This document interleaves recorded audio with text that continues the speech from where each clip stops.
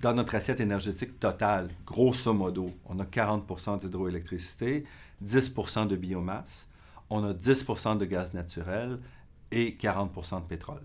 On a donc des grandes ressources en énergie renouvelable et toutes les énergies non renouvelables sont importées. Donc on importe tout le pétrole, sauf peut-être 12 barils par jour, et on importe tout le gaz naturel.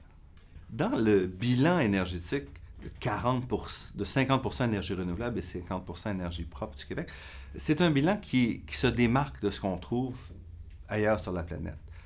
Dans le monde entier, c'est 85 de l'énergie qui vient des hydrocarbures, à peu près 9 du renouvelable et le restant du nucléaire.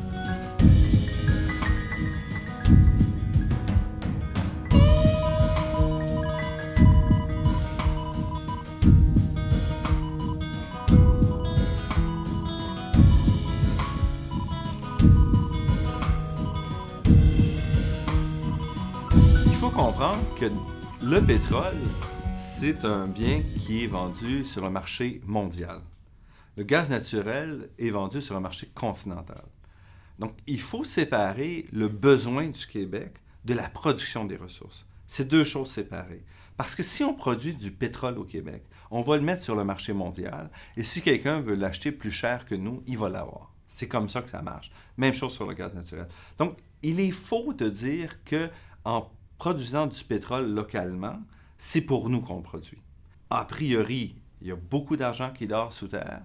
Est-ce qu'on veut l'exploiter maintenant ou non? C'est la grande question. Est-ce qu'on a ce qu'il faut et est-ce qu'on veut le faire maintenant pour des raisons environnementales, sociales et générales?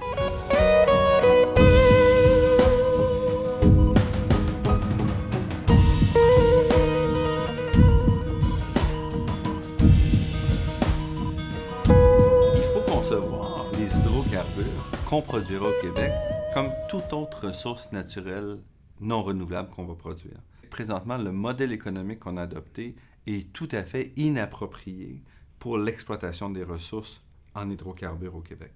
On y recherche très peu de la valeur de cette production-là et on se compare souvent, le gouvernement se compare à l'Alberta. Or, on devrait plutôt se comparer vers des modèles qui sont de plus grande qualité, comme la Norvège, qu'on mentionne souvent. La Norvège a pris comme chemin d'être présente au moment de l'exploitation et donc de partager les profits, pas seulement les redevances. Donc, on va chercher des redevances, mais on a aussi une participation importante au profit. Pourquoi? Parce qu'on est là via Statoil, qu'on contrôle encore à 65 %, et une autre compagnie d'investissement norvégienne, Petoro. Donc, ces deux compagnies-là permettent à la Norvège d'aller chercher 78 % des revenus en pétrole. L'Alberta se contente des impôts et des redevances et va chercher présentement autour de 38 %, la moitié, un petit peu moins que la moitié de la Norvège, en termes de participation. Donc, ça veut dire que 62 % va dans les poches des investisseurs directement. C'est un modèle qui est parfois plus facile à faire dans les hydrocarbures parce que les risques sont un peu moins, sont mieux contrôlés que dans le modèle minier.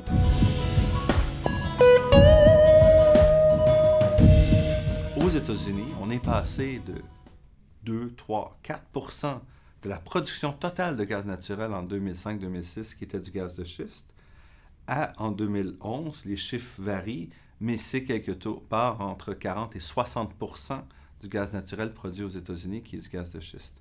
On va voir au cours des prochaines années en Amérique du Nord un transfert du pétrole, non pas vers les énergies renouvelables, comme on le prévoyait en 2008, mais vers le gaz naturel. On produit aujourd'hui de l'électricité au gaz naturel en bas de 5 sous le kilowattheure.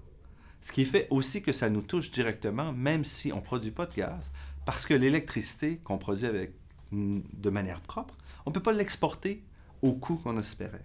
Hydro-Québec prévoyait 8 cents et plus le kilowattheure. On est autour de 5 cents et ça risque de rester comme ça quelques années encore au moins.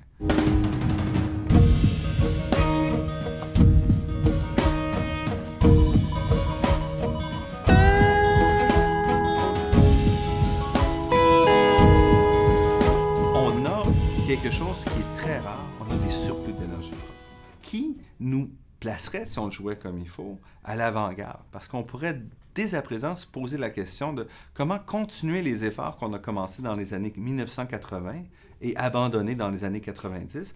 Au début des années 80, on a ouvert les grands barrages de la baie James et ça nous a donné un surplus d'électricité immense et on en a profité pour transférer une partie de notre industrie du mazout vers l'électricité, dans la sidérurgie, l'aluminerie, etc.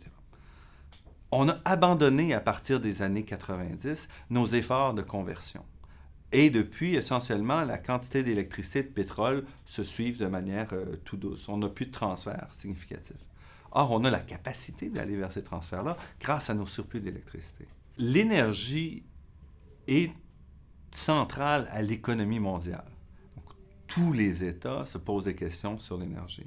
Donc, je pense que le Québec va rester, par sa capacité à produire de l'énergie propre, va rester un producteur d'énergie important et devrait donc préserver une réflexion sur l'énergie constante, où il faut revoir, il faut développer des stratégies énergétiques et les revoir à intervalles réguliers, toujours dans un contexte de planification sur plusieurs décennies, même si, évidemment, on se trompe toujours, mais au moins ça nous donne une orientation pour nos décisions.